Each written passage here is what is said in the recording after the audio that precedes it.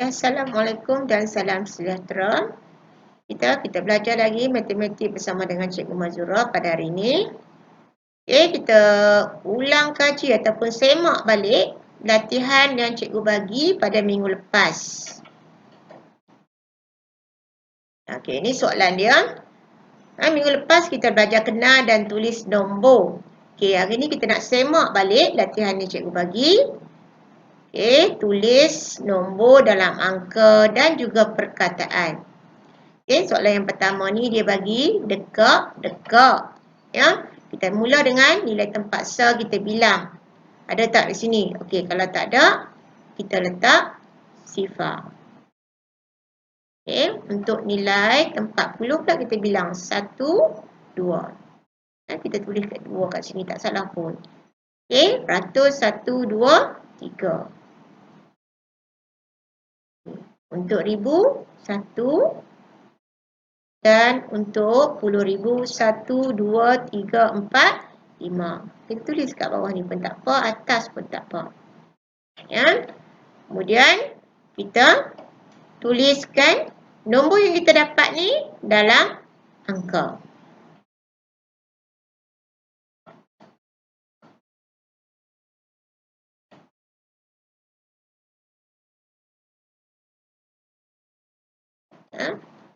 Nombor dia 51,320.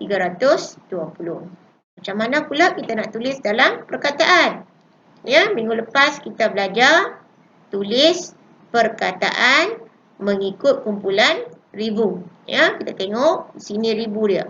Bulan ribu. Jadi kita tulis 51,000 dan di belakang dia 320.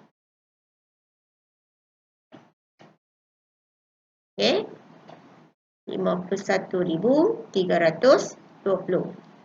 Untuk soalan yang kedua, kita tengok soalan apa yang dia bagi. Contohnya soalan yang kedua ni dia bagi angka. Jadi kita kena tulis dalam perkataan.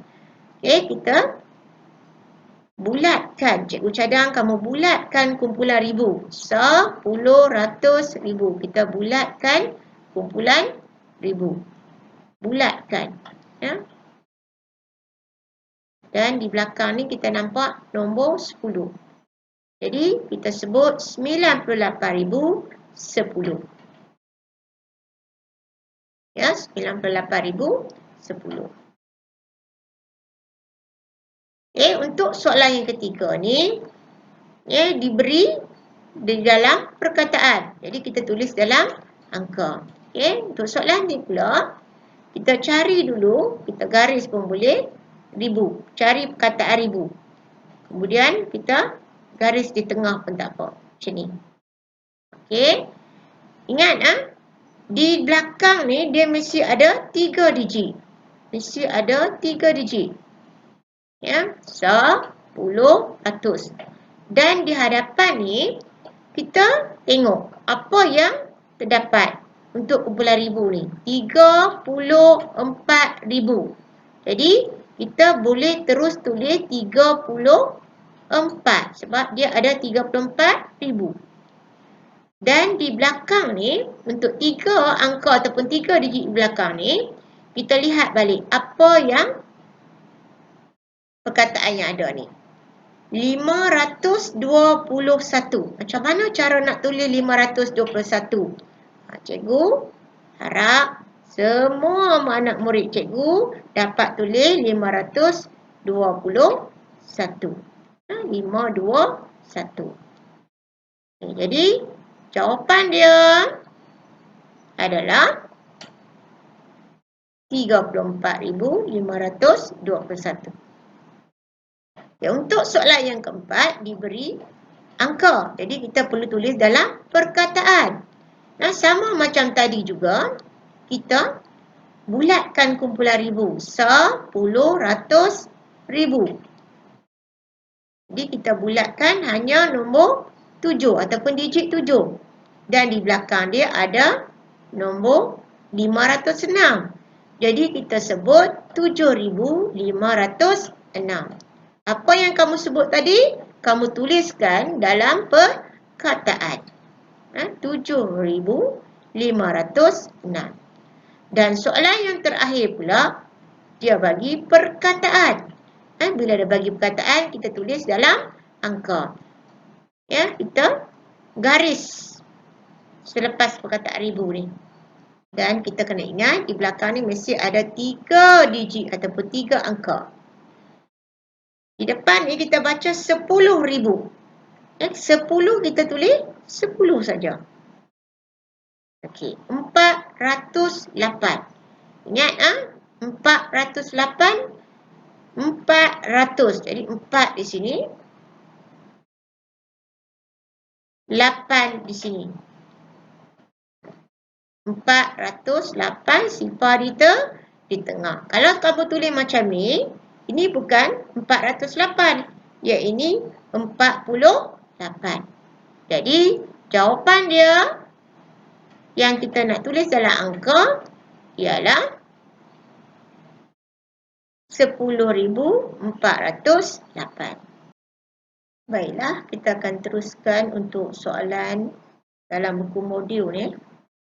Okey, untuk latihan B, cikgu nak anak-anak semua pastikan di depan anda ada buku modul aktiviti mesra digital ni yang kamu beli ni.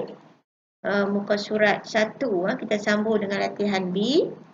Okey, soalan ni dia minta kita lukis magnet ada dekat ya. Nak kita lukis magnet. Jadi, sebelum kamu lukis magnet, kamu perlu tahu dulu apa nombor yang patut kamu tulis. Ya. Contohnya yang pertama ni 62,000. Jadi, kita mesti tulis dalam angka dulu. Okey. Kita cari perkataan ribu, kita garis. Ya. Di belakang ni mesti ada 3 digit. 10, 100. Untuk kumpulan ribu, kita baca sampai di sini. Ya, 62. Jadi, tulis 62. 11. Ya, 11 bermaksud 1 sah, 10. Dan yang ini untuk ratus tak ada. Bila tak ada, kita boleh letak sifar. Ya. Kita ambil balik. 1, 1, sifar, 2, 6. Bila dah ada angka ni, kamu boleh terus lukis magnet. Ya, pada dekat-dekat ni. Contohnya 1. Bulat 1 sini. Dan seterusnya. Macam tu juga untuk soalan yang kedua. 20,005. Garis dulu. Letak sah, 10, 100. Kita tengok untuk kumpulan ribu berapa? 20. Tulis angka 20 kat sini. 5. 5 ni hanya 5 sah. Jadi kita letak 5 pada nilai tempat sah. Ya, yang lain-lain tu kita letak sifar. Okey, cikgu nak kamu cuba yang ni. Kita teruskan dengan yang C, isikan tempat kosong. Okey, soalan yang pertama tu dia bagi 55,000. Okey, cikgu ambil contoh lain. Contohnya dia bagi 75,000. 75,000. Contohlah. Lepas ni cikgu nak kamu cuba jawab soalan 1 dengan 2 tu. Okey, bila dia kata 75,000 ni, okey, 75,000 ni sebenarnya 75 darab dengan 1,000. 75 darab dengan 1,000. Jadi bila kita darab dengan nombor 1,000, jawapan dia akan dapat nombor tu juga. Kalau 75, 75 lah yang akan dapat. Dan di belakang dia ada 10, 100 ataupun 3 angka. Letak saja di belakang ni. Atau kamu boleh juga guna 75,000 ni 75 tak 75 ribu. 1,000 ada berapa sifar? Ada 3. Letak saja. Ini mudah saja. Kalau contohnya 4300. 4300.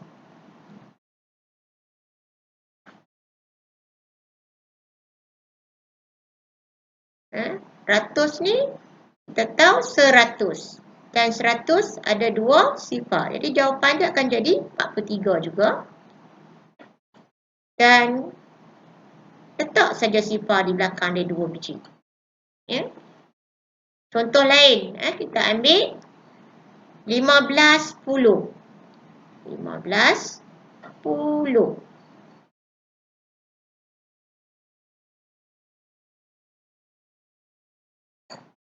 Ya. 10 ni bermaksud 10.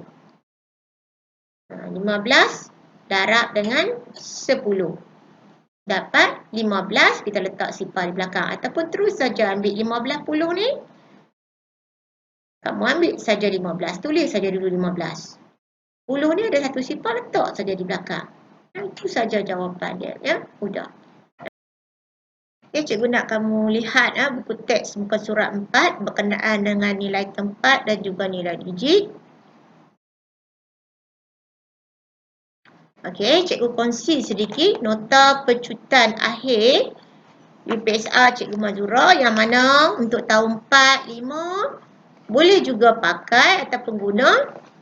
Okey, kalau kamu lihat nota di depan ni melibatkan nilai tempat dan juga nilai digit ataupun nilai. Kalaulah kamu lihat nilai tempat jawapan mesti perkataan. Maksudnya jawapan dia sama ada 10, 100, 1000, 10,000. Ya, darjah 4 sehingga 10,000 sahaja. Ya. Nanti darjah 5 dia akan ada 100,000. Dan darjah 6 dia tambah satu lagi juta. Jadi untuk darjah 4 100,000 dengan juta ni tak ada ya. Yang ada 10, 100,000 dan juga 10,000. Manakala nilai digit pula, cikgu cadang anak-anak menggunakan jawapan atau menulis jawapan dalam angka. 7, 30, 400 dan juga 1000.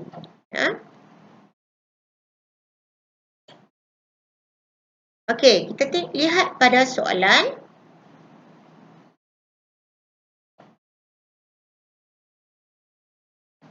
Dalam buku modul kamu, muka surat 2.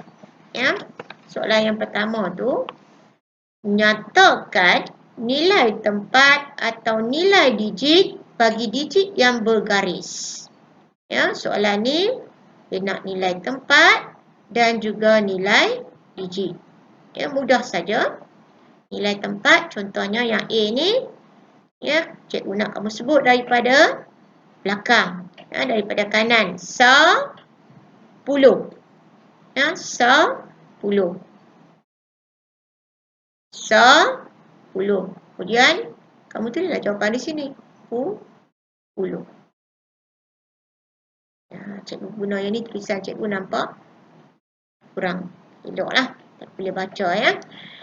Manakala untuk nilai digit pula, sama juga 10, 100, 1000, 10,000. Ataupun mudah saja, cikgu tunjuk satu cara mudah.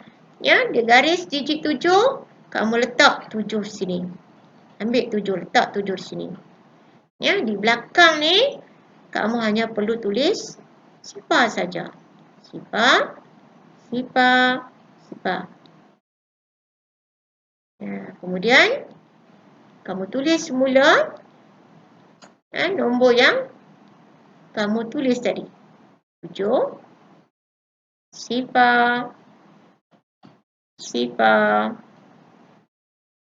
sifar, dan satu lagi sifar. Ya, pastikan anak-anak teliti ya, tulis biarlah tepat. Okey.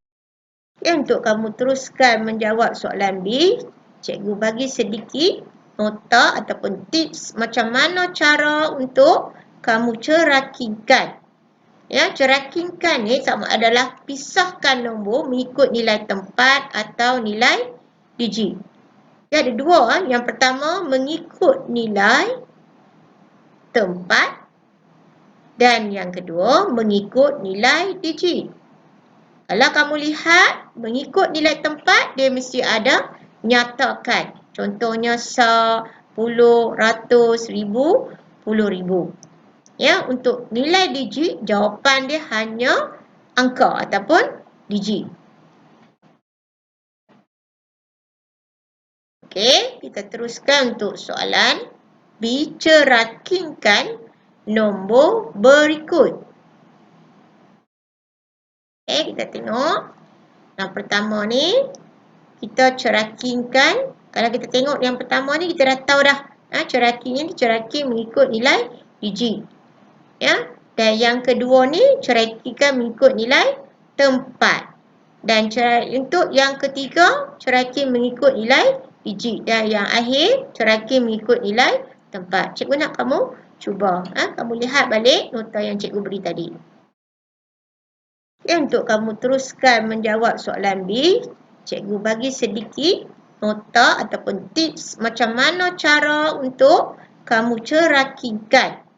Ya, cerakinkan ni sama adalah pisahkan nombor mengikut nilai tempat atau nilai digit. Ya, ada dua. Yang pertama mengikut nilai tempat dan yang kedua mengikut nilai digit. Kalau kamu lihat mengikut nilai tempat dia mesti ada nyatakan. Contohnya sa, puluh, ratus, ribu, puluh ribu. Ya, untuk nilai digit jawapan dia hanya angka ataupun digit. Okey, kita teruskan untuk soalan B. Cerakinkan nombor berikut. Okey, kita tengok. Yang pertama ni, kita cerakinkan. Kalau kita tengok yang pertama ni, kita dah tahu dah. Cerakinnya dicerakin mengikut nilai digit. Ya, dan yang kedua ni, cerakinkan mengikut nilai tempat. Dan untuk yang ketiga, cerakin mengikut nilai digit. Dan yang akhir, cerakin mengikut nilai tempat. Cikgu nak kamu cuba. Kamu lihat balik nota yang cikgu beri tadi. Okey, yang akhir hari ni kita akan belajar macam mana cara untuk banding dan susun nombor.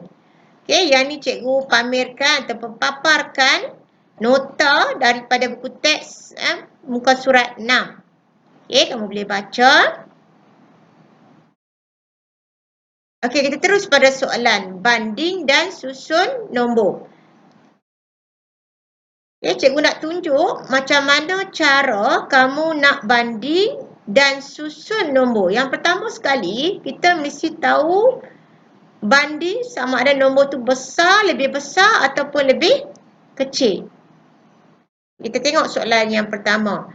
Bulatkan nombor yang lebih kecil. Okay. Yang pertama ni cikgu akan tunjuk contoh yang pertama.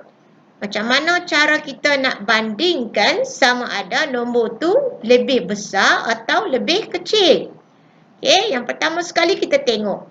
Kita lihat balik soalan ataupun nombor yang diberi. Contohnya soalan yang pertama ni, kita bilang, ya, kita tengok. Adakah nombor, kedua-dua nombor yang diberi ni mempunyai digit yang sama banyak? Contohnya yang pertama ni, kita bilang 1, 2, 3, 4, 5. Okay, nombor yang kedua pun 1, 2, 3, 4, 5 juga. Jadi mudahlah. Ya, kedua-dua nombor ni mempunyai 5 digit. Okay, langkah yang pertama, cikgu nak kamu bandingkan digit di hadapan. Kepala dia. Ya, kepala mesti di depan lah kan? Okey.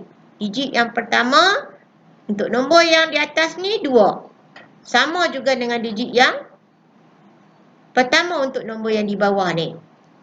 Jadi kalau kita tengok, 2 dengan 2 ni sama. Bila sama, kita teruskan untuk digit yang di belakang dia pula. Ya. Untuk digit yang kedua, nombor di atas ni 1. Digit yang kedua untuk nombor di bawah pun 1. Jadi kita tak tahu lagi sama ada yang mana lebih kecil. Kita tengok pula yang digit yang ketiga di belakang ni. Sifar. Yang ni pun sifar. Jadi kita tak boleh dapat tahu lagi yang mana lebih kecil. Okey, digit yang keempat. Kalau kamu lihat di atas ni 6. Di bawah ni 4. Jadi di sini ada perbezaan. Jadi 6 dengan 4. Jadi kamu boleh bandingkan digit 6 dengan digit 4 yang mana lebih kecil.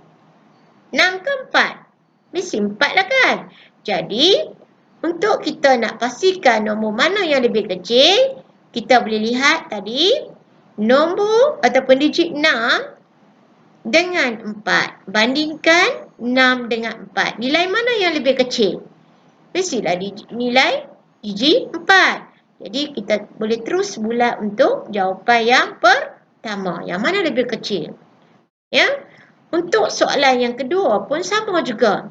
Ya. Cikgu nak kamu banding yang di depan ni 5, 5. Okey, sama-sama tak boleh. Kita terus ke next digit ataupun digit yang seterusnya. Okey, sifar. 2 dengan 3. Di sini nampak perbezaan. Bila nampak perbezaan, kita bandingkan. Digit mana yang lebih kecil? 2 atau 3? Dan seterusnya. Untuk latihan yang terakhir ni, yang disusun nombor mengikut tertib yang diberi. Dia ada 2 tertib. Sama ada tertib menaik dan juga tertib menurun. Di soalan ni, dia nak suruh kita susun. Bila kita nak susun, ya, mestilah kita banding dulu yang mana kecil dan yang mana besar. Okay, kalau kita lihat soalan yang pertama ni dia ada 4 nombor dan yang keempat-empat nombor ni dia ada 4 digit ataupun 4 angka.